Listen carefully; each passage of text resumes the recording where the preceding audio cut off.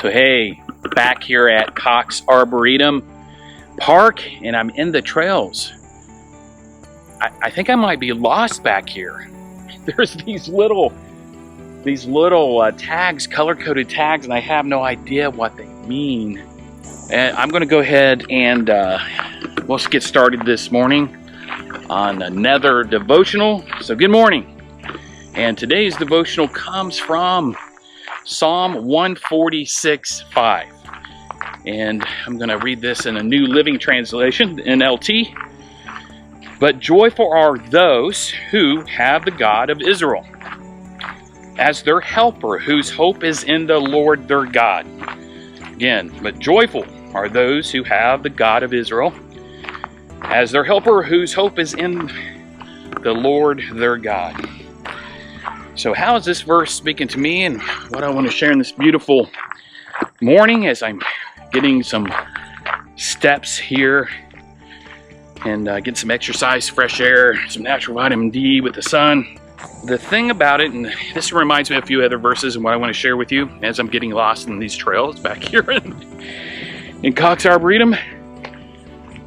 But we'll just keep walking. It's got to come out somewhere, right?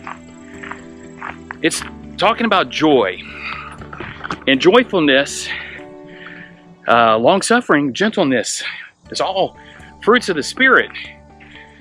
But sometimes us believers don't seem all that fruity at times.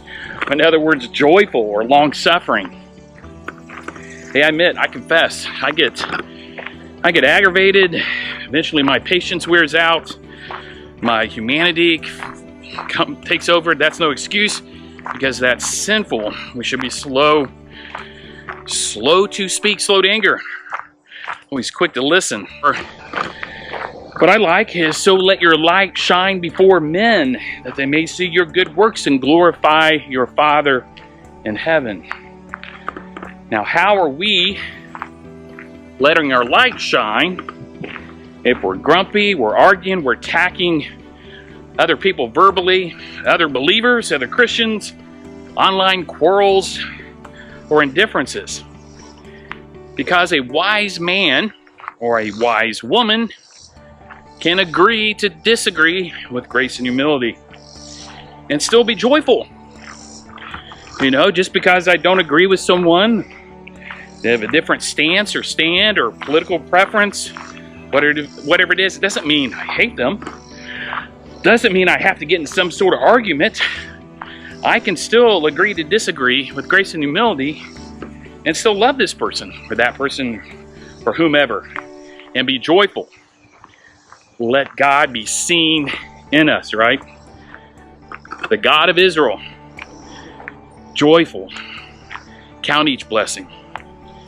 So as I'm counting my blessings and walking by some very big dogs, I do it in this trail, if you can see them behind me, some big dogs.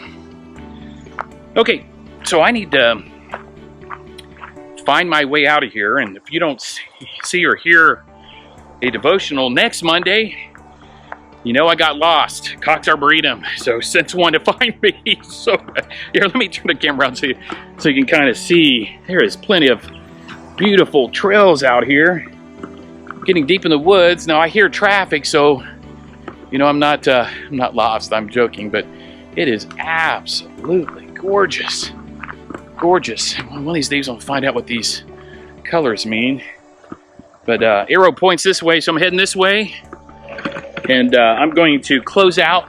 And I just want to share with you, and hopefully this devotional conveys, is be joyful, right? Be joyful that you know and have a relationship with God through Jesus Christ. We should be content. We should exude peacefulness, right? Not anger and hate. Now, there is such thing as a tough love. I've had devotions about that, and standing up, sometimes aggressively, and sometimes things do require force, right, of godly men, but wisdom and always truth and love. Sometimes love is to be tough. But I do agree about being joyful, because that can be contagious, and that is something that we should catch. So this is Don Martin saying, make it a great day. Get out in the parks. Make it a great day, because you truly have a choice.